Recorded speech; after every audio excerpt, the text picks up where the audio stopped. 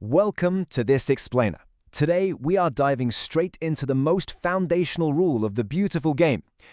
Every single football match, whether it's a casual Sunday league in your local park or the literal World Cup final, starts in exactly the same way. We're going to uncover the mechanics, the hidden strategies, and the strict parameters of the very first action on the pitch. So, have you ever actually wondered how every football match officially begins? It seems incredibly basic, right? Two teams, a quick whistle, a little pass. But there's a surprisingly rigid set of rules governing those opening moments. Okay, let's dive into this, because the kickoff is a simple but incredibly important rule that completely sets the tone for the entire 90 minutes of play. Moving right along, what exactly is a kickoff? While the formal definition is that a kickoff is the method used to start a football match, but crucially, and a lot of people forget this, it's also how play restarts after a goal is scored. So it's definitely not just a one-and-done event at minute 0. Think of it like the designated reset button for the match. Every single time the scoreline changes, we come right back to this fundamental mechanism to restore order and begin again.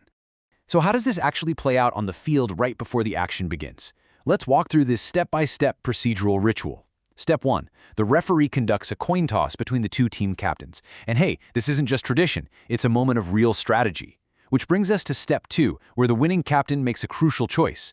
They can either choose which goal they want to attack in the first half, maybe factoring in a glaring sun, a really strong wind, or just wanting to be closer to their own vocal fans, or they can choose to take the very first kickoff. Moving to Step 3, the ball is placed dead center on the pitch, right on the center mark. And finally, Step 4, the referee blows the whistle to give official permission, a player kicks the ball, and boom, the game is officially underway. Next up, player positions and rules. Football is ultimately a game of space, and the rules dictate exactly where players can and cannot be to guarantee a fair start. First off, the ball must be perfectly stationary on the center mark, so absolutely no rolling starts allowed. Second, all players must remain entirely in their own half of the field. Seriously, you cannot encroach even a fraction of an inch into enemy territory. Third, the opposing team, meaning the ones not taking the kick, must stay completely outside the center circle. This guarantees the team taking the kick has a protected radius of space to operate in safely. And finally, absolutely nothing happens until the referee explicitly gives permission. These strict spatial rules are absolutely crucial because they ensure absolute fairness for both teams from the very first second. No one gets an illegal head start. Let's move to when a kickoff is actually used and see how this builds. So there are 3 specific situations when a kickoff happens. The first is pretty obvious, the beginning of the first half, which, as we just discussed, is decided by the coin toss. The second situation is the beginning of the second half. To keep things perfectly balanced and fair, the opposing team, the ones who didn't take the first half kickoff, gets the honors here.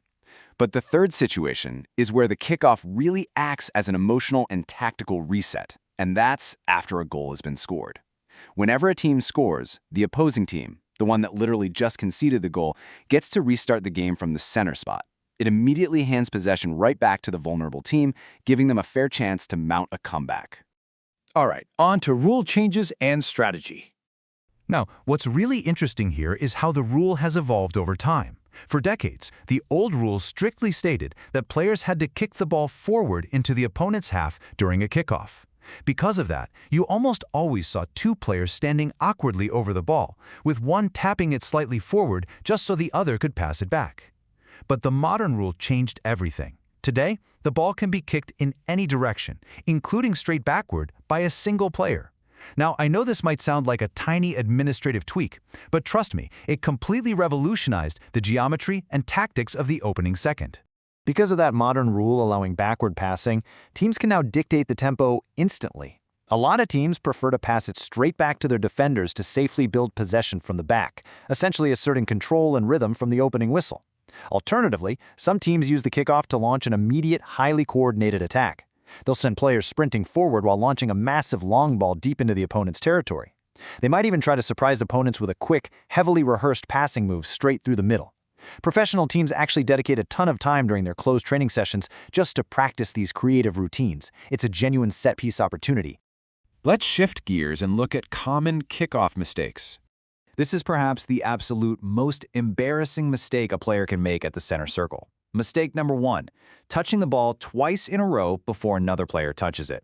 The rules explicitly state the kicker cannot touch the ball again until someone else does.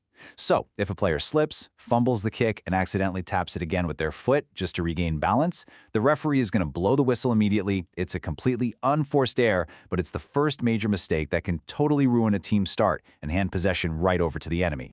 And let's rapid fire through a few other really costly spatial and timing mistakes. First, entering the opponent's half too early. This is basically jumping the gun and crossing the halfway line before the ball is actually kicked.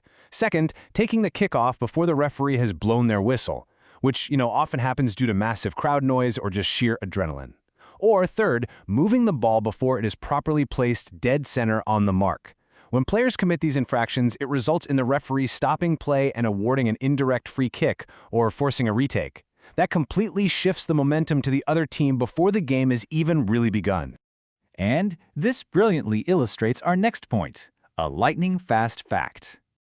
Yes, seconds. That is literally all it takes. It absolutely blows my mind, but some of the most spectacular goals in football history have been scored just seconds after a kickoff. Thanks to those well-planned professional strategies we talked about earlier, teams have been known to spot the opposing goalkeeper slightly off their line and shoot directly from the center mark. Or they'll execute a flawless, rapid-fire passing sequence that slices right through a defense that honestly hasn't fully woken up yet. The ball travels from the center spot to the back of the net in the blink of an eye. It really proves that the kickoff isn't just a formality. It can be an immediate, devastating offensive weapon. So, what's the big takeaway here? While it might look incredibly simple, the kickoff is absolutely vital. It starts the match, it restarts play to give vulnerable teams a fair shot after conceding a goal, and its rigid boundaries ensure total fairness from the very first second of the game. Now you know the hidden tactics behind it and why it's so much more than just a simple tap of the ball. The next time you watch a match, ask yourself, is the team setting up for a safe pass backward, or are they plotting an immediate, devastating attack? I want to thank you for joining this explainer. Keep learning, and I'll see you for our next one where we tackle one of football's absolute most confusing regulations, the offside rule.